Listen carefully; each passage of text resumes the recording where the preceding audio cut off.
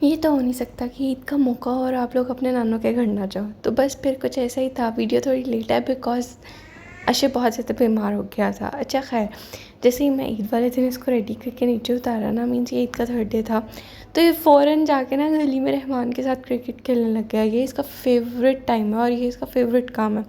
बस क्रिकेट में एक ही चीज़ का पता है और वो है छक्का। चाहे कोई आउट हो या कुछ हो, तक्का, मम्मा तक्का। बस ये इसकी फाइनल लाइन्स होती हैं और इसके अलावा इसने कुछ नहीं बोलना होता इसके ऊपर।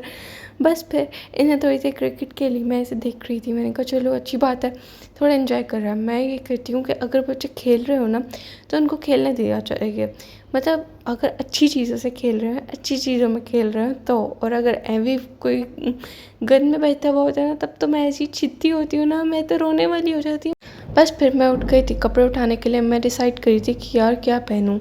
उसके बाद ये सारे कपड़े मैंने प्रेस करके खड़ा दिए और बस फिर क्या था, मैंने ये पिंक वाला ड्रेस निकाल लिया था। इसके बाद मैं फ़ौरन निकल गई थी दावत पे। वहाँ पर हमारे थे ये चिकन वाले राइस, ये खाए और उसके बाद जो है ये इनको देखा थोड़ा सा अशर के साथ। और फिर मैं घर आई वापस।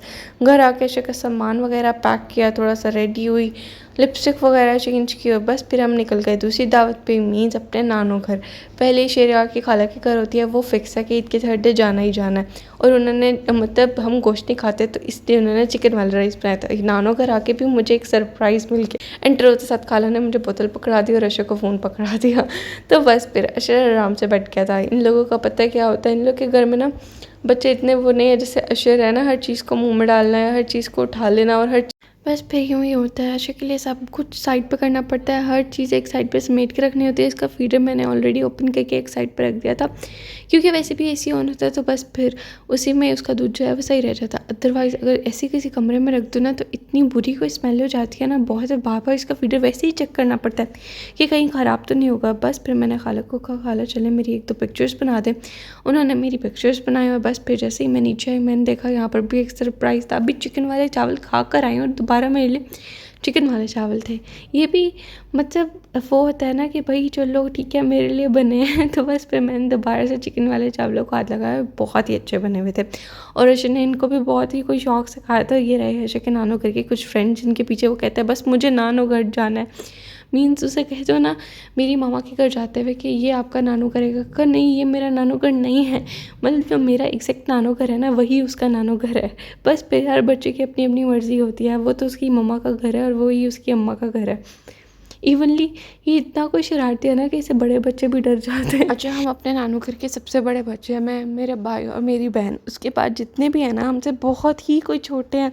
इवनली जो हमारे बाद है ना, हमारा कज़न, वो 8th क्लास में पहुंच गया। और इस बात पे हमें इतनी हैरत हुई थी कि मम्मा अभी तो वो इतना छोटा सा था, इतनी जल्दी 8 में कैसे चला गया। और हम इतना हंस रहे थे इस बात पे बहुत।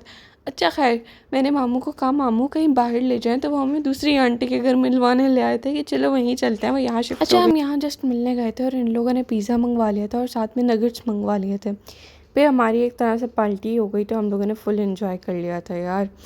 और ना बस फिर जहाँ हमें बोतल नज़र आ जाती है वहाँ हम उसको छुपा देते हैं, बिकॉज हमें अशर से इन चीज़ों को बहुत ज़्यादा छुपाना होता है। जब अशर का ध्यान इधर उधर होता है ना, फिर कोई बंदा बोतल पी सकता है, ऐसे नहीं पी सकता। सच में से बहुत ज़्यादा बुरी एलर्जी और पिज़्ज़ा का हाल कुछ ऐसा हुआ था। अच्छा, मामी ना बोतल डाल रही थी, मैंने अशर का ध्यान भटकाने के लिए ना उसे ना पानी वाली बोतल से ना पानी पिला दिया। तो उससे लगा कि मेरी मामा ने ना मुझे बोतल पिला दिया।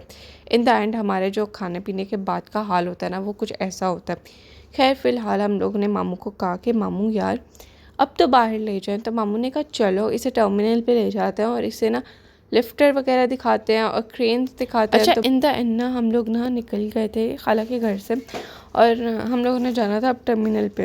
ये पूरे रास्ते इतना कोई चुप करके बैठा था ना, ये मामू से इतना डरता है ना बहुत, मतलब मैं कहती हूँ किसी से तो डरता है, अच्छी बात है। बहरहाल वो बच्चों से इतना प्यार करने वाले इंसान है ना कि उनको वो हो रहा था कि इसे थोड़ी देर के लिए तो दे दो। फिर मैं ही कहा यार इसको वुल्फ या कोई एनिमल दिखा दें, फ़ौरन आपके पास आ जाएगा। तो जैसे ही उन्होंने वुल्फ वगैरह लगाया ये उनके पास चले गए।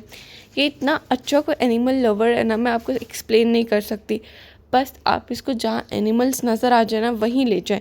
ये चुप करके खड़ा रहेगा, चुप करके बैठे रहेगा, या आपको एक वर्ड भी नहीं बोलेगा।